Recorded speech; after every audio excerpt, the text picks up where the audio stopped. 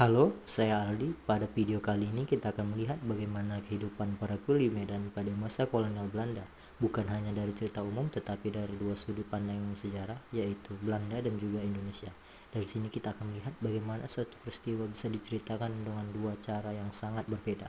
Pertama, kita akan membahas kondisi umum buruh kuli di Medan pada masa kolonial.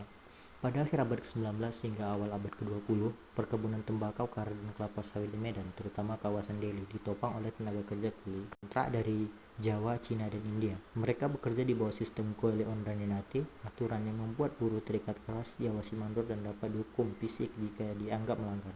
Kehidupan mereka sangat berat, jam kerja panjang, upah rendah, pemukiman sempit, serta kekerasan dan eksploitasi sebagai bagian dari sekeliling kerja. Dari narasi Belanda, terutama laporan perkebunan dan kolonial Verslag, narasi tentang kuli lebih ringan, di mana mereka mengatakan bahwasanya buruh digambarkan sebagai tenaga yang perlu diawasi, bukan korban.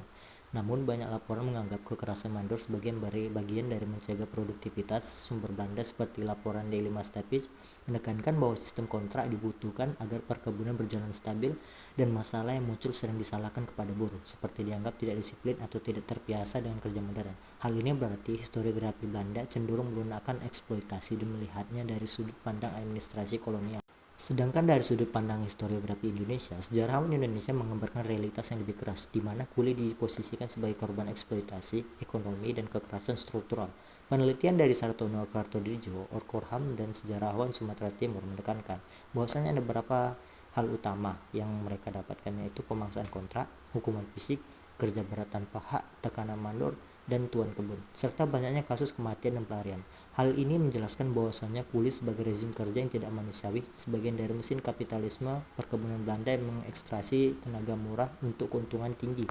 Dari dua narasi ini menunjukkan bahwa sejarah kuli di Medan tidak bisa dipahami dari satu sudut. Belanda menggambarkannya sebagai sistem kerja yang perlu disiplin, sementara Indonesia membongkar sisi kelamnya, eksploitasi, kekerasan, dan penderitaan manusia.